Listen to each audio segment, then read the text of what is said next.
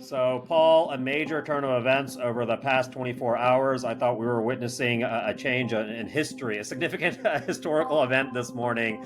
For those who do not know, the head of the Wagner group, Prighozin, essentially was staging a coup against Putin in Russia, specifically against the military, who he claimed attacked his Wagner group, who are a group of mercenaries for Russia. And this is essentially the single most significant challenge to Putin's authority since he assumed power over 20 years ago, right? And Putin is a man who has had his enemies killed domestic and internationally, has kind of operated without any constraints. And this is a serious challenge. So you are the scholar here. You have been studying, Ukraine and Russia and politics for over 3 decades. So give us some background here. And then also we'll get into the details of what actually happened. But what's going on? He staged a coup against Putin. Is that right? Well, we don't know. We don't know, but just to give a sense of the magnitude of this, when I got up this morning, and today's Saturday, and started reading this news, the feeling I had was the feeling I had in 1991 when we got the first sort of news about the what became the coup against Gorbachev. It was a feeling, that feeling of, this could be the beginning of something truly monumental, but maybe not. And over the day, in the last, I'm going to say 8 hours or so, we've gone from this is a big deal to this is a really, really big deal to maybe this is not such a big deal.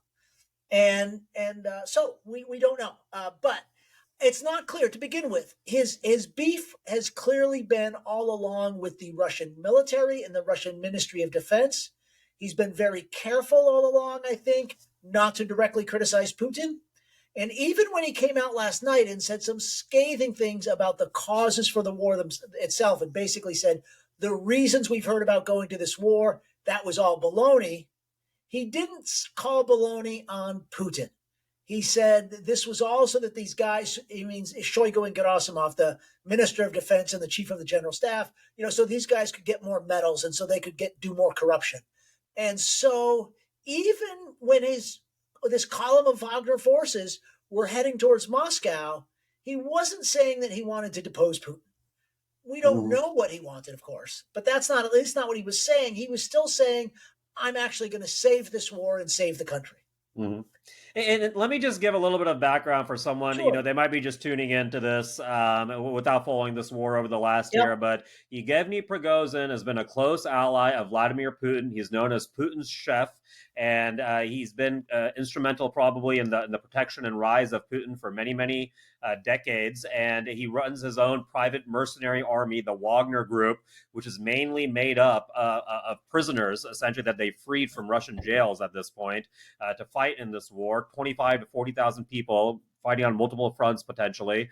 Is that essentially correct? The way I'm describing the Wagner Group? I would say the Wagner Group is generally it's really an interesting mix because it generally has the best trained soldiers in Russia, but then they've added over the last year this group of the worst trained soldiers in Russia. These people who came straight out of the prisons. Many of those are probably dead or have gone back to Russian life. So it's a very highly effective but small and relatively lightly armed military organization. But there's essentially two operating forces of the Russian the Russian army. So I mean, there's a Russian army, and then there's a Wagner Group. And what Prigozhin is saying is it's just inept command from the Russian military. And is this correct that the Russian military actually launched an attack on Wagner forces over sometime in the past week? Well, so I have not seen direct evidence of that, but I've been saying, you and I have talked about this. Russia basically has at least two or even more armies, and to some extent they're rivals with each other. And Wagner in particular has this incredibly bitter rivalry with the Ministry of Defense. And so for months, I think you and I have been talking about, sooner or later, you can imagine that the folks in the Ministry of Defense are going to decide that they've had enough of Prighozhin, and they're going to find a way to take him out. And Prighozhin was accusing them of not supplying his troops with weapons, of hanging out his troops to dry. So there's this sense for a long time that the MOD has been trying to get rid of him.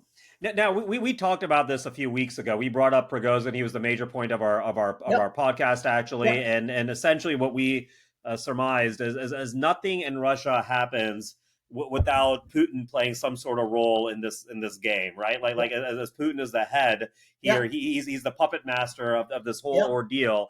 No one does things out of line in Putin's Russia, right? But this looks completely out of line. This does not seem in any way something that Putin anticipated. I mean, the fact that Prigozhin was essentially planning on knocking on the doorsteps of Moscow itself. Putin had to vacate. They were defending Moscow. I mean, this seems like a huge deal. How does Putin respond to this? Well, yes, I've always been one who said, if Prigozhin is saying these things, and some of these military bloggers also saying some very critical things, they must have at least tacit permission to do it, because if not, somebody would put a stop to them. There have always been those who said Putin doesn't control things as tightly as we think he does. And so this may be a sign of that. And there was a sense of, actually, right, he might have found this guy to be a useful rival to the MOD, but now, right, he's got a real problem on his hands. Now that Prigozhin has said, okay, I'm stopping and I'm going back to the barracks, there's now speculation again that maybe this was a ruse all along and maybe Putin was in on it from the beginning. We just, so it's this, there's two ways of thinking about this, right? One is Putin is in charge of all of this, right? And so if Prigozhin were crossing Putin, he would soon be dead. And if he's not crossing Putin, right, then and if he's not soon dead, then it means he was in on it all along. There's this other version that says, no, this is much more chaotic and Putin's really not in control of it. It's hard to say. Maybe this is all a mirage that Putin has put up there, and maybe he's not in as control as we would assume. Now, I do want to bring up a comment just within the past couple hours by Bill Browder. He wrote this book, Freezing Order, on kind of the corruption within Russia. And essentially he wrote, news reports claim that Wagner boss turns troops back from Moscow. This doesn't make any sense to me. Putin ordered Prighozin killed earlier today. How does he walk that back? How does Prighozin survive after this? Putin never forgives nor forgets. It was responded to by Garry Kasparov, famous Russian dissident and chess grandmaster. He said, it's a mafia, not a state. This is something we've talked about. It's the largest organized criminal organization on the planet is Russia, and they will walk back or swallow anything that is profitable. Infighting rarely is. This also exposes the stupidity of saying Putin needs off-ramps or to save face in Ukraine. He's a dictator and make up anything he wants. So is there any real challenge, do you think, then, based on all of this, to Putin's power, or is going to be business as usual for the next 3 months again? Well, the danger was, and maybe still is, but again, 6 hours ago, what I was thinking of, this is going to dramatically undermine the war effort in Ukraine, because if they've got to protect Moscow from Prigozhin, those troops have to come from somewhere. And they're pretty. Yeah, who were those troops? Who was actually do they have like a city armed reserve? They have they've always had a force dedicated to protecting Moscow. It's a couple of regiments, but and that's sort of the military force dedicated to it. Probably between 3,000 and 8,000 or 10,000 men, I'm guessing, right? But with tanks, the whole bit. But they also, of course, have the entire then Russian military who could use air power, right?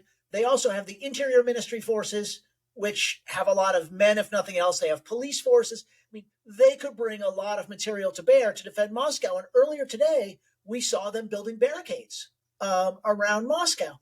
Now, again, I mean, all of this video and the fact that they were showing this on TV, right, rather than the normal thing, which is they stop showing stuff on TV and show, Swan Lake is the sort of classic joke of what they show when there's a coup going down, lends credence to the idea that this was all some kind of pre-staged, pre-decided performance. But we're speculating.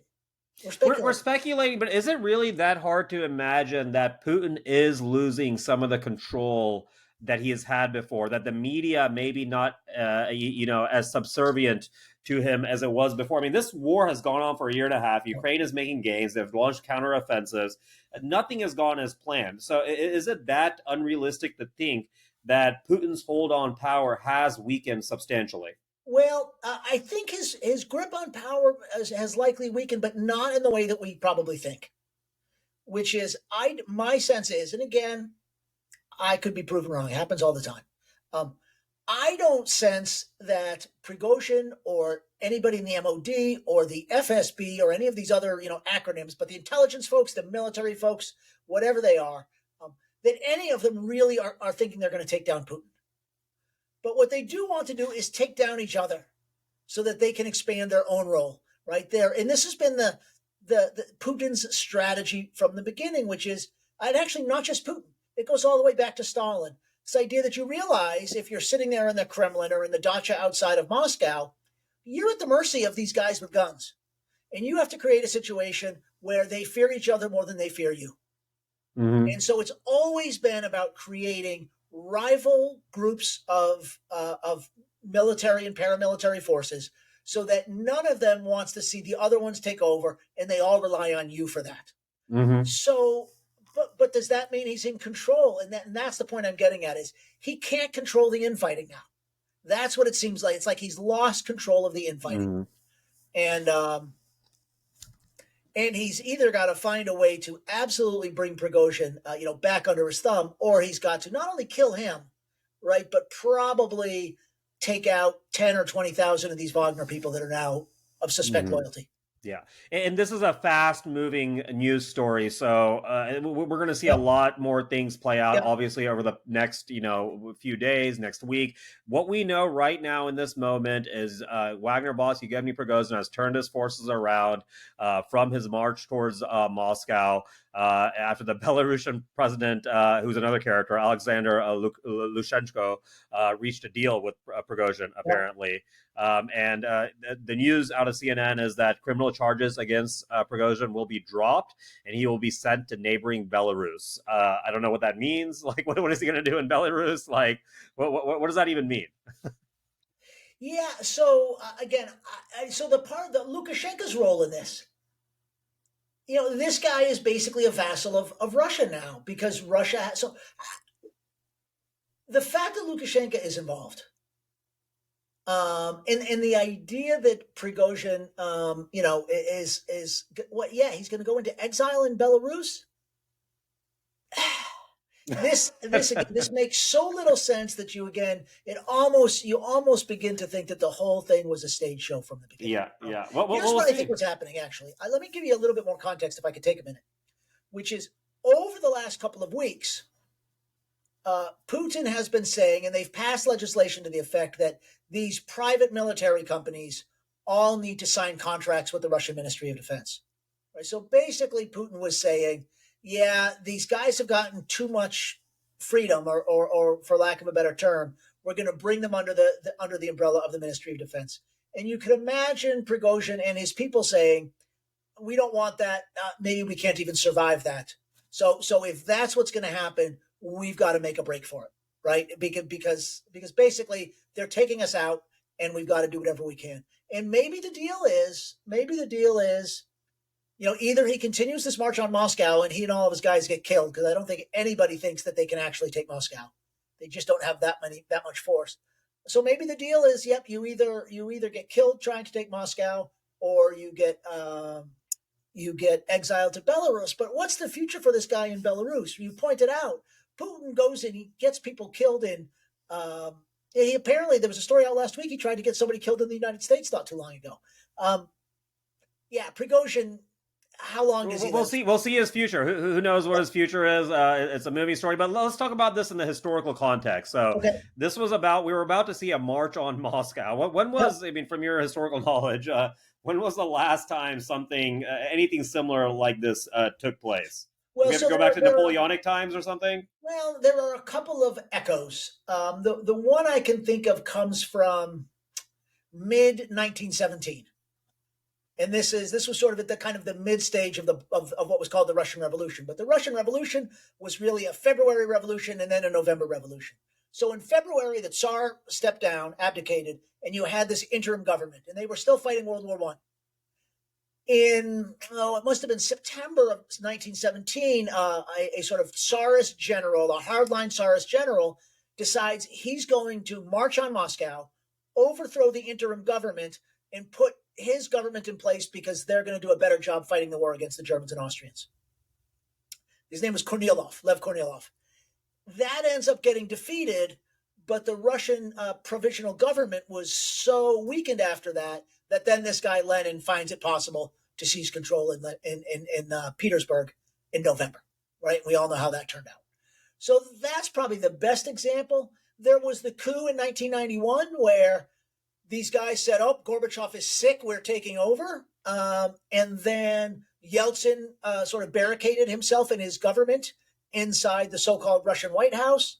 And this column of Russian army tanks advanced on the Russian White House. And the question was, right, are they going to crush Yeltsin and this democratic resistance in favor of the coup? Or are they going to stop? And they ended up just stopping. Mm-hmm. And then a third example I'll point out is from 1993, when Yeltsin, who's now president of post-Soviet Russia, gets in an argument with the parliament and says, the parliament says, we're impeaching you. And he says, no, you're not, because I'm disbanding the parliament. And the parliament says, no, you're not. We're barricading ourselves and not leaving. And at that point, Yeltsin sent the tanks in. And in that case, they did shell the parliament building. And so there was shelling in the middle of Moscow in September, October 1993. And that's really what I think actually put Russia really in a firm way on the road to the authoritarianism we see today. Mm-hmm, mm-hmm. I've always been one that saw authoritarianism in Russia starting really in 1993, if it ever left. Not when Putin comes to power. That's a good point. If it ever left, and what you describe is a very unstable set of circumstances for this country over the past century, the most unstable you can imagine, and probably some of the most hardline authoritarian people you can imagine, from Lenin to Stalin to Putin, where is just a product of the Russian winters. I mean, where are these people coming from? Well, there's a long set of debates over whether Russia is somehow predestined to be autocratic or authoritarian, and if so, why. And there's all kinds of arguments about either historical conditions or geographic conditions. I'm never one who's believed that any particular country is absolutely destined to have one form of government or another, any more than we're destined to have a democratic government in the United States. But I think for a whole bunch of reasons, authoritarians have repeatedly come to power in Russia. I mean, is it fair to say, I mean, there was probably like a 5 to 7 year period where Russia was not, was democratic, right, essentially over the past 100 years, right? I mean, right. Which is kind of crazy because they've been part of the first world, so to speak, for a long time, but they've been under tight control. So this is so Putin right now it seems like a precarious position. What is Ukraine's play here right now? Like, what is Ukraine going to do? What is Zelensky going to do? What do you think is going to happen? Well, Ukraine has been, over the last 12 or 14 hours, producing some of the funniest memes I've seen in a long time. So they're making memes right now, Ukraine.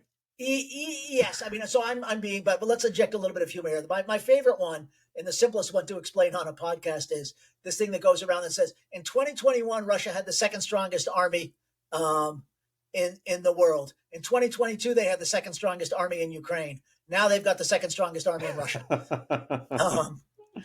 The Ukrainians basically, besides making fun of it, are basically thinking, okay, this is going to help, right? This is going to help.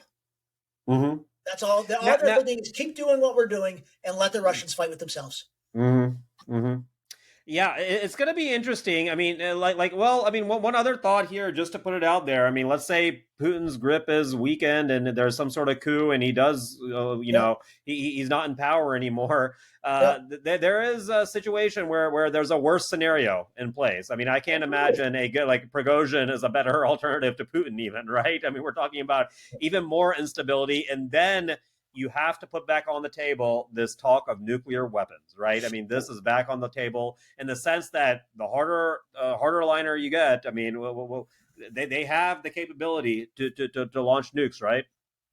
Well, let's just point out before somebody like Prigozhin comes to power, there is going to be massive disruption and probably civil war in Russia. And so by the time the dust were to clear, and this is what Putin's worried about, right? This is if the essence of Putin's understanding of politics is that the one thing that makes you weak is division, right? That's how he interprets the collapse of the Soviet Union, right? We were divided internally, and look what happened. We lost all of our empire. 1917, 1991. So for Putin, he sees this as being completely disastrous, completely apart from whether it's any threat to his power or not. The point that I'm getting at, though, is it's not as though there's going to be the kind of coup where, oh, yesterday it was Putin and today it's Prigozhin, or today it's somebody else. There's a long so-called time of troubles, to use a term from Russian history, in between, at which point, right, and go back to World War I, right, after the Bolshevik Revolution, almost all of Ukraine and a lot of other territory as well was seized by the Germans while the Russians were fighting it out with each other. And so my guess is that between the coup and a new consolidated leadership in Moscow, Ukraine gets back most of its territory. Mm-hmm. Right. And then the new Russian leader has to decide, do you want to try to use nuclear weapons to get it back? Mm-hmm. Yeah, so it looks likely some sort of period of instability, if anything, that it might be coming to Russia, or there might not be any change, really, right? So potentially.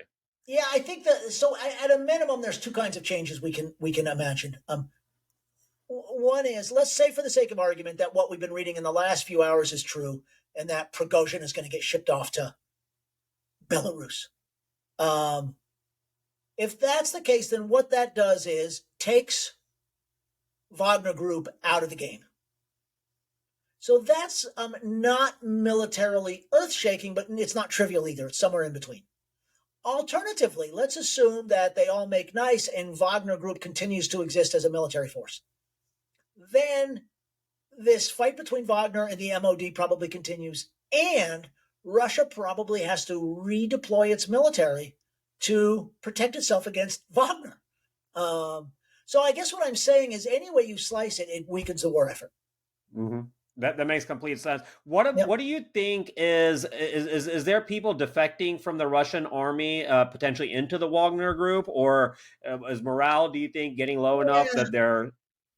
I'm glad you asked this question because what I was watching, right, as this began to unfold, the question really is, how do the people along the way on the route into Moscow, and how does the Russian regular army deal with this? Does the regular Russian army say, you know what, we really don't want to fight these guys? Do people all along the way, just like policemen and so on in all these little towns, do they just wave at Wagner as they go through? Or do they try to stop them and therefore slow down and begin to attrit their forces away? It seems like maybe we're not going to get to find out. Mm-hmm. Well, either way, we will keep an eye on this, and we will be able to talk about this further. If there's anything other significant things that happen over the next week, we'll do another recording. We'll talk about it because it will be it's an unfolding series of events, and it's global news, and it's fascinating stuff. It's a big one. It remains to be seen what's happening. So thank you as always, Paul. You're welcome.